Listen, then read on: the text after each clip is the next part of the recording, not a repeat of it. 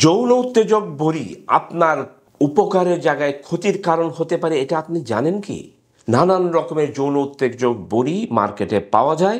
সেটা এলোপ্যাথি হতে পারে, এটা কবিরাজি হতে পারে, ইউনানি হতে পারে, হার্বাল বিভিন্ন রকমের, কিন্তু সবগুলোই মোটামুটিভাবে একই নিয়মে কাজ করে।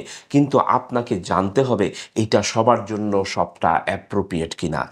মনে কখনোই করবেন না সব ওষুধই আপনার জন্য যা নিরাপদ আরেকজনের জন্য সেটা নিরাপদ নাও হতে পারে।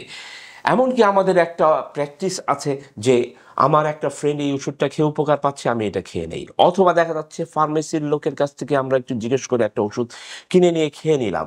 অথবা দেখা যাচ্ছে যে আমার অন্য কোনো মাধ্যমে আমি কারো কাছ থেকে কনসাল্ট করে ভালো করে পরীক্ষা নিরীক্ষা না করে আমি খাওয়া শুরু করে দিলাম, সেটা কিন্তু আপনার হিতে বিপরীত হতে পারে। বিশেষ করে উনি যদি নিজে কোনো হার্টের কোনো ওষুধ খান, হৃদরোগের কোনো ওষুধ খান, বিশেষ করে নাইট্রোগ্লিসারিন টাইপের ওষুধ অথবা আইসোসলবাইড, মোনোনাইট্রেট, ডাইনাইট্রেট এই জাতীয় ওষুধ খান, তাহলে যৌন উত্তেজক বড়ি যদি FDA অ্যাপ্রুভ ড্রাগও হয়, যেগুলা এটাতে কার্যকরী, সেগুলা খেলে কিন্তু তার সাডেনলি প্রেশার ফল করে যাবে এবং উনি দুর্ঘটনার শিকার হয়ে যেতে পারেন।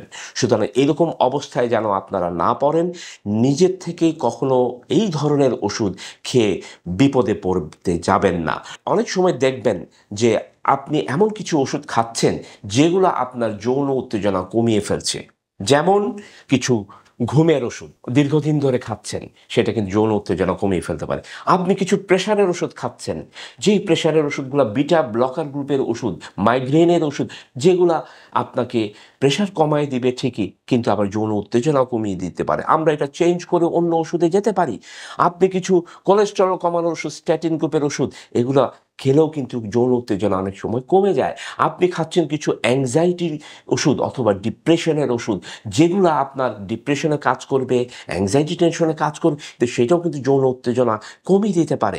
আবার আপনি দীর্ঘদিন ধরে অ্যালার্জি জাতীয় ওষুধ যদি খান, সেটাও কিন্তু যৌন উত্তেজনা কমিয়ে দিতে পারে। সুতরাং আপনি আসলে কি ওষুধ খাচ্ছেন সে বিষয়টা জানতে হবে এবং আপনার জন্য কোন ওষুধটা উপযোগী হবে সেই ওষুধটা সঠিক নির্ধারণ করেই কিন্তু আপনার চলা উচিত, মানা উচিত। তাহলে আপনি উপকার পাবেন এবং কোনো বিপদ থেকে আপনি মুক্ত থাকতে পারবেন।